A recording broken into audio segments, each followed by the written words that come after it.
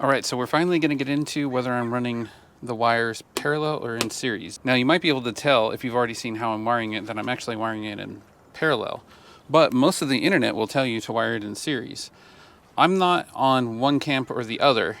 To me, it depends on the application. So if you're wiring your house and you got to run a lot of long wire, I would go in series. For me personally, I'm running it in parallel on the trailer because I wanted more redundancy. Now I'll get into that. But first, let me show you how you would wire this in series. So just like batteries in a flashlight, you'd be connecting the positive to the negative, positive to the negative, positive to the negative, and positive to the negative. And then from there, you would have a main negative and a main positive. So what this does for you is it makes one big cell in a way. Now, the benefits of doing this are you can run smaller gauge wire, but every time you connect in another cell, you're amplifying the voltage. So if this was 21 plus 21 plus 21 plus 21 plus 21, that's what you'd have, but you'd have the same amperage across. It would not multiply the amperage, it would only multiply the voltage. So you could do this in any configuration you want. I'm just showing for ease that if I connected all 5 panels. So this is a diagram of the top of my trailer where I have panels on either side. All right, so now I'm going to erase this and I'll show you how you would wire it in parallel. All right, so you take the negative and you attach all the negatives together. Now I'm doing this with a bus block inside the trailer. But this is how a wiring diagram would show it. So then there is your main negative. So then you would take all of your positives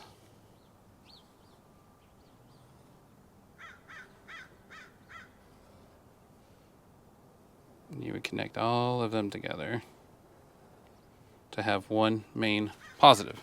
And in this scenario, your voltage will stay exactly the same, but you are magnifying your amperage now. So it would be 5.56, 5.56, 5.56, 5.56, 5.56 times however many panels you're doing. So when you're doing it in parallel, you're timesing the amperage. When you're doing it in series, you're timesing the voltage. Now, the initial drawbacks of doing this are you're going to have to run thicker wire, and you're going to have to buy a more expensive solar charge controller that can handle more amperage. I think one of the benefits that a lot of the internet sees by running in series is you can do a solar system cheaper, but you get rid of a lot of the benefits that I specifically liked, like the redundancy. All right, so as I was saying, you can run thinner gauge wire and you can buy a cheaper solar charge controller because most of the charge controllers can handle the voltage. Now, some of the comments I've gotten on the videos are indicating that I should just be able to run, daisy chain all these together and then just have one positive and one negative coming out. The problem is, if you times this number by 10, that would be 216 volts, which is too much for my charge controller, which is a 100 amp charge controller.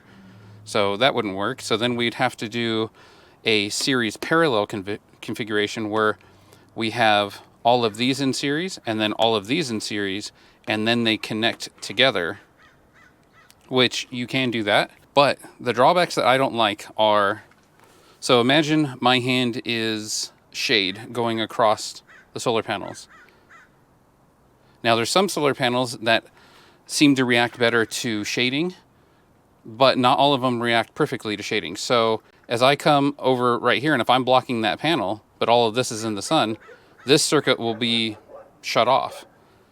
Same thing with this one. But when you're in a parallel configuration, is whatever panels are getting light, they're producing electricity. So some of the campgrounds we went to have a lot of high trees, and you're not always going to be able to park your vehicle in the most perfect spot to get the best sun all the time. And also, not every campground has power, so you have to provide your own power. So Parallel, to me, wins in that case. Also, the reason that I went with parallel is because when you're running all of these together in series, if anything happens to one of the panels in the series, if it's catastrophic, like there's a board failure, it's done. This whole side is not going to work. And keep in mind, this is like 8-9 feet in the air on my trailer. It's not going to be really serviceable. Also, the property that we own in Colorado is over 8,000 feet of elevation. Weather can move in quick, and from what I've heard from my neighbors, we have golf ball size hail to softball size hail, depending. So, if one of these gets hit with one of those asteroids, takes it out, this whole side won't work. Where in a parallel configuration, if one of these gets hurt, the ones that didn't get hurt are still fine. The other side's still fine. Only what gets damaged stops producing electricity. Not to mention the way I have it wired in, I'll be able to tell from inside the trailer what panel is having trouble. So I'll be able to diagnose it inside the trailer. With this configuration, all I'll be able to tell is this side is not making power. And then I would have to go up there and troubleshoot, be climbing around. In the parallel configuration, the way I've wired it, I'll know exactly what panel is having trouble and not making power. So our off-grid properties that we're looking at are multiple hours away from any kind of town or civilization. I think our closest property, the sheriff's department, is 45 minutes away, and the closest town is 2 hours away. So you're on your own. So redundancy for me was key, especially because I got my wife and I got my 3 kids. Even if this way is a tiny bit more efficient, now a lot of the tests I've seen on the internet, they don't seem to be conducted very well. I'm sure that there's good tests out there. I just haven't found them yet. But to do a test really well, you need to have, let's say, these 5 panels on parallel and then these 5 panels on series running at exactly the same time. Not to mention, if your panels are low voltage, such as like 12 volts or something like that, you're probably going to need to run them in series or series parallel. These panels already produce, we've already checked them, they're running at 21.6 volts, which is what the back of the spec sheet actually says that they should be running. The higher the voltage, the more your MPPT controller can play with the voltage versus amperage to get you the maximum power point. Now, I am probably losing a little bit because I'm not running at higher voltage. I think probably around 80 might be perfect, but I would be giving up some of the redundancy. I really hope this clears everything up for everybody. Don't get so stuck into the series camp or the parallel camp. I believe they both have benefits for certain applications. Now, as I'm looking at this again, maybe if I would have connected these 2 in series, these 2 in series, same right here, and then these 2 in series, and then they all parallel connected together, maybe that would have been the best of both worlds. But when I'm inside the trailer and I know the status of every single panel that's on top of the roof, I kind of like that. So, because I can shut off each panel individually, and I can just cycle through each one, turn one off, turn one on, turn one off, turn one on, and I can see the status of each one of them running through the charge controller. I haven't had as many problems as other people have had with their charge controllers. You just got to go through the settings and set everything up to your specific system. When you're deciding to do this, this should be relative to the charge controller you're using, because certain charge controllers work a little differently. They have different specs. From what I've been able to tell on my EP Ever 100 amp charge controller, the minimum voltage is 6, and maximum voltage, depending on temperature, is anywhere between 160 and 200 volts. So that's another reason why it wouldn't work to do this whole thing in series without a series parallel. So the other thing that I found, the reason that there is 7.1 amps, is because there was one test that I did where the amps per solar panel actually went to 7.1, way past 5.6. Now, I don't know if that was the hole in the ozone layer moving above my trailer and it just was overproducing. Also, the other thing I'd like you to notice is these are the specs that I've been able to replicate, and it's what each one of these panels actually says it does. But what's interesting is to figure out your watts, it's the amps times the volts. And if you're doing that across the board, you add up all your 21s, right? And that'll give you 216 volts. And then times that by 5.56, What's interesting is we're currently making, let's see, 1200.96 watts on 10 100 amp panels. I looked back on the receipt and these are 100 amp panels, but for some reason they're producing almost 120 watts, but I'll take it, sure. So I hope this answered some of the questions on why I was going with parallel versus series. So if I'm doing a house, I'm definitely going to do series. If we do another trailer, I might do a series parallel. Never know.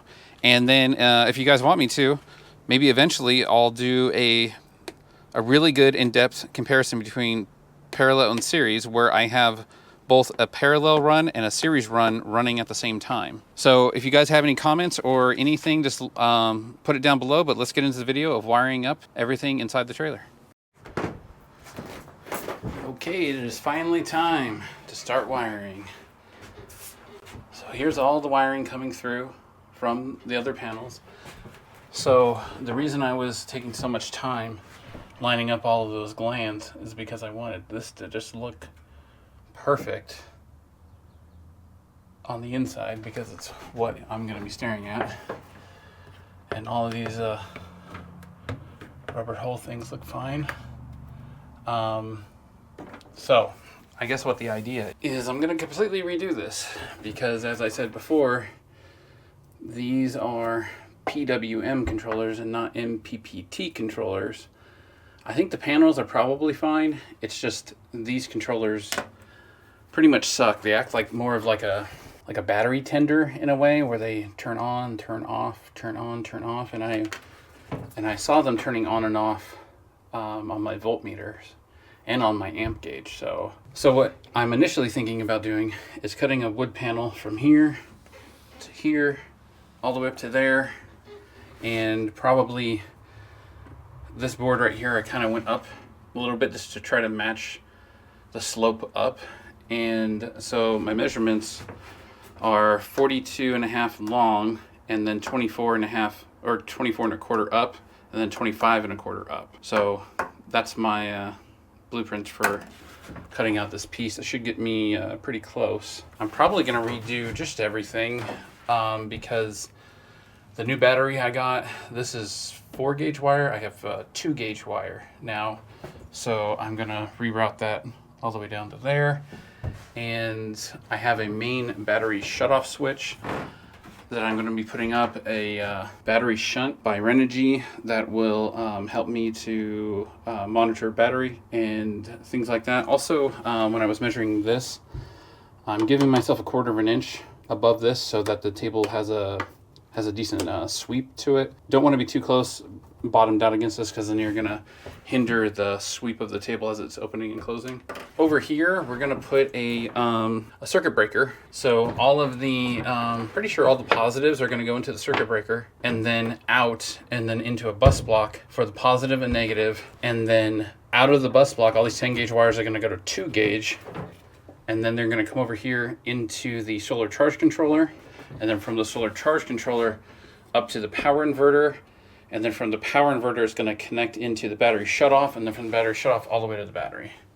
That's basically how I'm going to do it. I have a 100 amp solar charge controller for what's on the roof.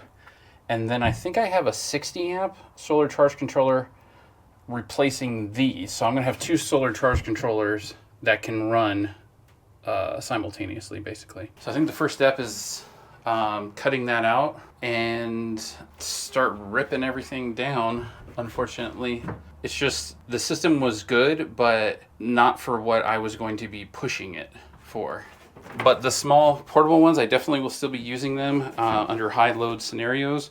I'll still be running the cable out through there. I'm gonna make a new charging cable that's gonna connect into all 3 of those, and then into that solar charge controller, and then it'll be connecting into this power inverter as that one is. The benefit of the portable ones, obviously, is I can always angle those towards the sun, where the trailer, it's going to be a little bit more difficult to angle that towards the sun.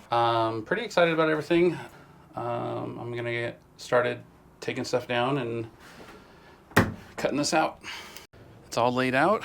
I had this piece of scrap left over. I think it's a 1/4 inch. So as you can see, it's pretty square right there, but then it kind of goes up right there. I tried to find the best sides I could, and I flipped it over. There's a bunch of like stamping, stuff like that. You can see that corner up there. So just trying to pick the best thing, and this looks about the best.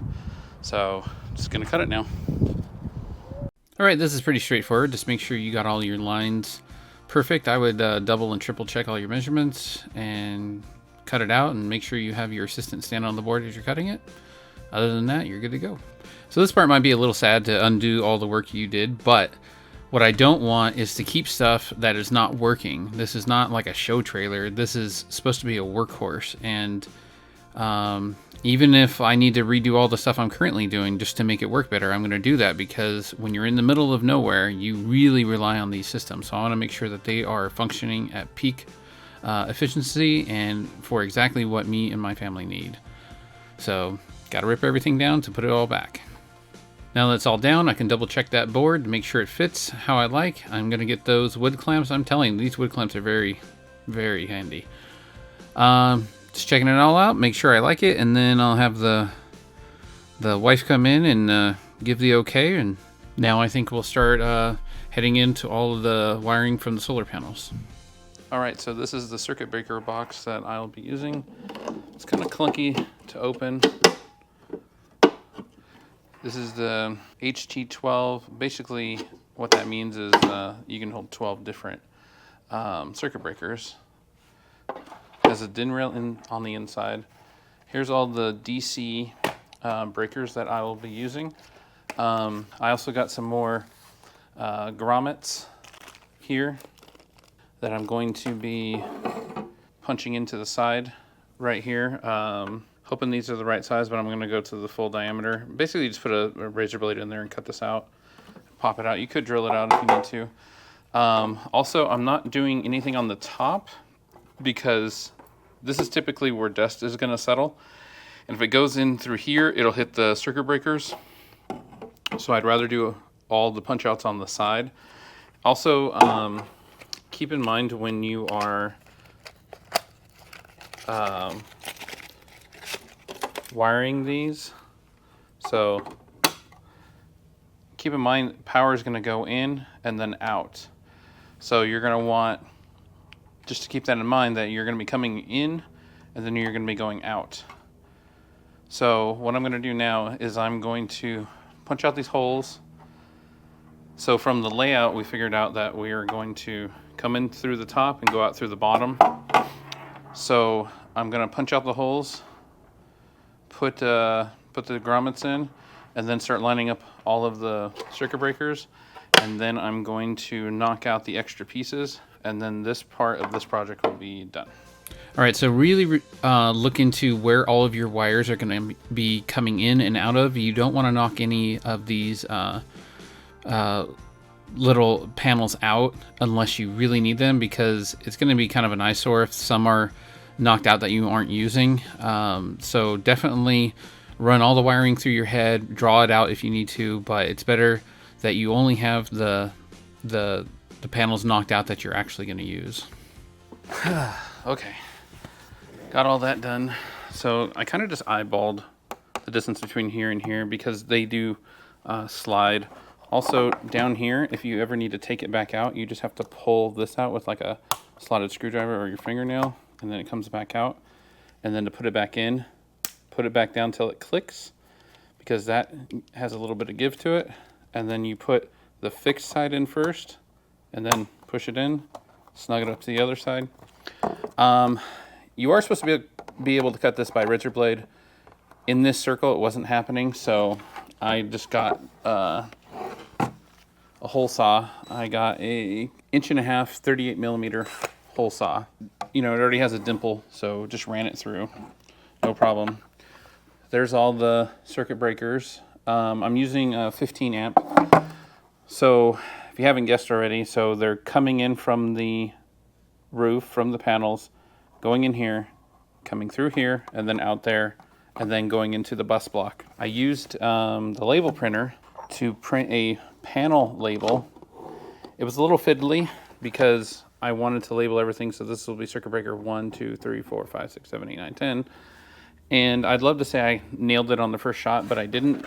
Kind of went through the manual to figure it out, because basically I believe it's called a patch panel.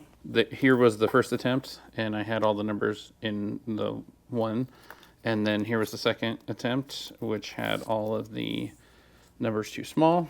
And then this is the label I actually wanted to use, so it prints white on red, and I thought it'd be nice, but it didn't.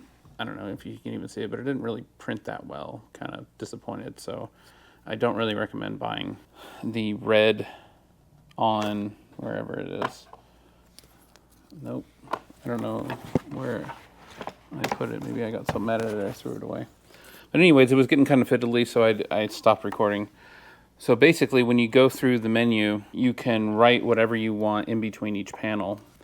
So first thing you do is you measure the distance, and then you plug in the distance, and then actually you measure in between, like, see how there's two lines? You measure in between those lines. I just used calipers and then got my dimension so that it was pretty accurate. So then from there, then you just kind of follow the instructions and go from each one to each one.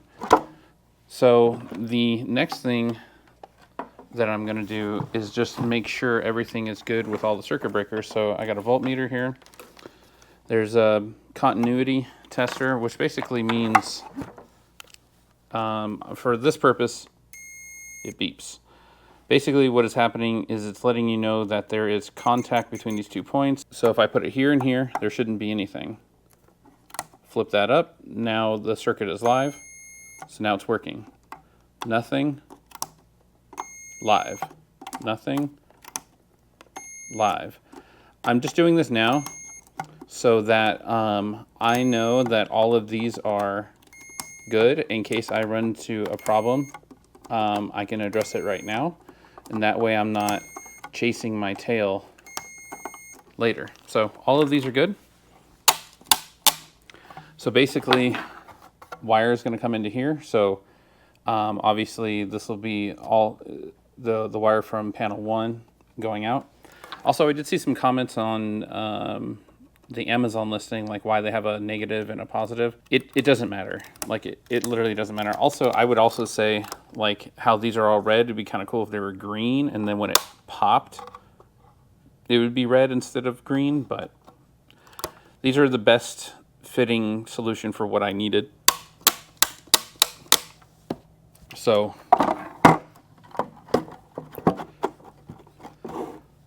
boom. So pretty happy with how that looks. This is definitely a lifesaver. I mean, you've probably already seen I've done a lot of heat shrink with it. There's so many different labeling options, and to me, for the future, it just adds so much more ease, and especially trying to troubleshoot problems. So I'm definitely glad I bought that, especially for this project and other projects to come. Sorry, I think that this is ready to, we'll probably mount this and then start pulling the wire through, because the wire is pretty thick and, you know, might push this around a lot. So I'm pretty excited. This is ready to go. All right, we're finally mounting this on the wall.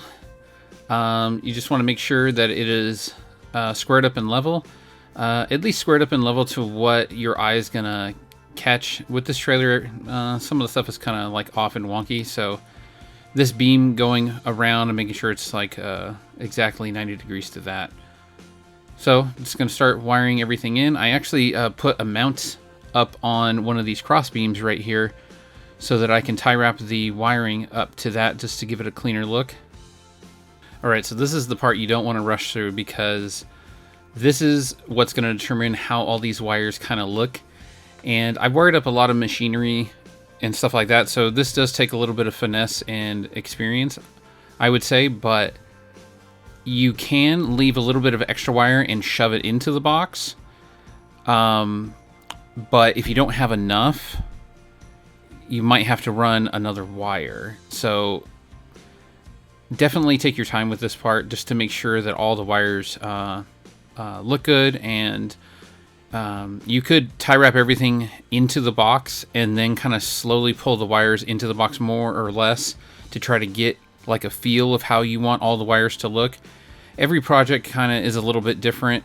especially where you mount this box is going to be different in your project compared to my project, and then where the wires are actually coming into the trailer compared to where the box is at. So there's a lot to think about, but I end up coming out, I really like the way it looked at the end. So yeah, just take your time, and yours will come out just as nice. All right, time to mount the bus blocks. These bus blocks are rated to handle 300 amps, so they are more than adequate. On top of that, they have 3/8 inch studs coming out. They do sell these in a bunch of different configurations. I looked at a lot of them, and these are the ones that I like a lot by far. So same thing as before, it's kind of hard to get all of these 10 gauge wires out of this one hole of the bus block, so it did take a little bit of doing, and I did have to open up the bus block a little bit, but once again, I'm really happy with how this came out. Once you start looking at bus blocks, you'll see that a lot of them, they just don't quite look as good as these, and maybe that's why these cost more. But so I'll have a link to these in the description, so you can definitely find them. All right, so now that I got all the red wires figured out, now it's time to figure out the black wires and how they're going to swoop in. So I definitely want them to kind of swoop in on the right because they're going to be exiting through the left. So you got to really kind of like see how that's going to interact. So is it going to follow the red wires, and then at what point is it going to break off from the red wires and go the other way? So there's a lot of kind of like little fiddly in figuring out here, but you're just going to have to use your artistic eye to see what is going to aesthetically look the best. All right, so now let's see if this guy fits, and it does. Okay, so let me bring you into what I had to do here, because this is where the I think the red one might show up better on the camera. All right, so that's what the inside of the bus block looks like. I think that these right here are for a different type of mounting. Like, you can mount this in a couple different ways, but all the wires I have coming out make it so that doesn't fit, like, at all. So what I did was I got the Dremel and I got the cutters out, and I cut all that out, and then I was still kind of hitting. So this part right here, I shaved it down completely, so that's what it looks like from the outside compared to that side, and it completely bolts up fine now, and I think it looks fine too. I made sure to get all the hard edges off. I used a deburring tool right here, this Milwaukee deburring tool, but yeah, that worked out pretty well. All of this looks pretty good. Pretty happy with all of this. So basically, the 2 gauge wire is going to come off of here, probably go down right here, curve over, solar charge controller right here, and then out of there it's going to go up into here where there's going to be a the inverter, and then from the inverter there's going to be a battery shut off, and then from there up over there, back there where the battery will be. But I'm pretty happy with this. Still a little bit more tidying up to do wire wise, like I'll probably put a tie wrap right there just to make it look a little better. So all of these are numbered so that I can troubleshoot, and they're coming through the glands the same way they're on the roof. So the panel that's on that side is 1, the one that's on this side is 2, so that's 1, 2, 3, 4, 5, 6, 7, 8, 9, 10. So one of the reasons I was doing it this way was so that if something happens to a panel up there, like hail damage, shorts out, something like that, I won't have to climb up there. I can literally just unbolt stuff right here and voltmeter, I can figure out which panel is having the problem. So that was the reason for doing it like this, because the other way they have these connections that you either route one panel into the other panel, into the other panel, into the other panel, so that all the panels are creating a circuit. And if one of them goes down, you're not really going to know which one it is. with this, I should know probably within 10-15 minutes of which one it is. Not to mention, if one of these pops, it'll automatically tell me which one it is. But so that's where we're at right now, and I will keep you informed. All right, so what I wanted to show you was how we're crimping in the copper 3/8 adapter into the wire using these crimpers. So first we need to trim back the wire.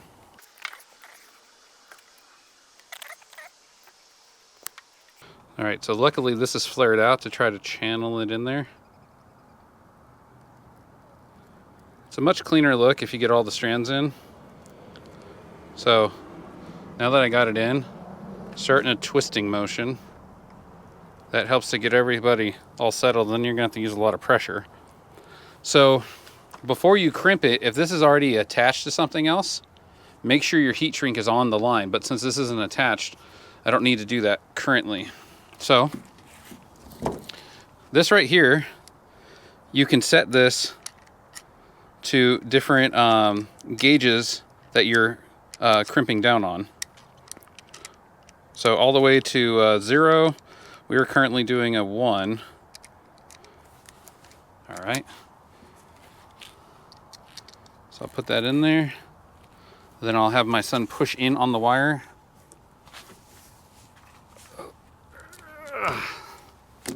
All right, so then I'm gonna readjust it, go over.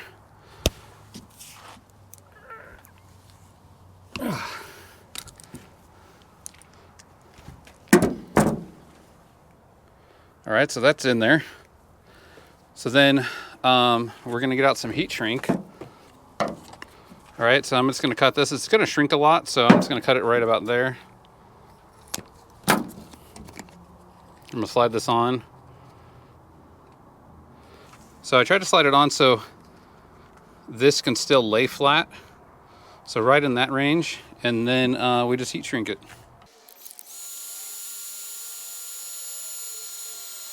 And you want to make sure you get some of that good heat shrink that has the adhesive on the inside. Just keep working it around until everything's all nice and tight. So this will do a few things. It'll seal up the wire and it'll add rigidity to that point now. All right, so this is going to be pretty hot. But if you want to straighten it out, now's the time to do it. So before you bolt this on, if you want this to be straight, I would let it cool down, because if you bend this while it's still hot, it's going to kind of like lock into that position. All right, so that's how we're doing it. So this is basically the same premise of whether we're doing this on the smaller gauge wire or the larger gauge wire. All right, so this is the 10 gauge wire that is coming off of the roof. Okay, so I have these Klein strippers. They're not meant for stranded 10 gauge. They're meant for a stranded 12 to 22 gauge, but they do solid 10 to 20 gauge. So putting these in here, right? Grabbing, and that's it. Those are off. So that's how we're mounting that in there, and that's how we're cutting it. And then we're using this Dimas Rhino label maker for heat shrink. This will be number 10. Hitting print. There it is. Cut it. Pull it out. There's number 10. You just prop this open. Sometimes it's a little hard to get open. There we go, it's open. Make sure all the wires together. And then you can just feed that through. And now you can heat shrink this on the wire.